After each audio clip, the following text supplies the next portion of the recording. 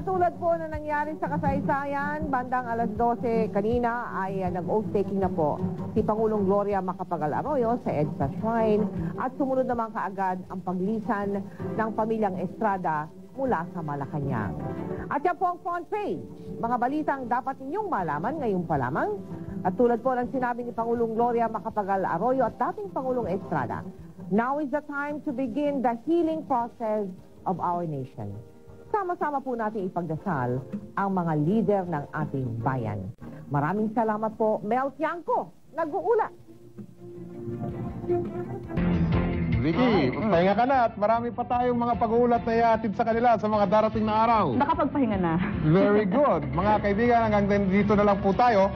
At bukas po ng alas 6 ng gabi, dito po sa GMA, magsasama-sama tayo ulit sa pangalan po na mga naglilingkod sa inyong mga bububuo ng GMA News and Public Affairs. Ako po si Mike Enriquez. At ako po si Vicky Morales. Mga kaibigan, marami pong salamat sa inyong pagtitiwala.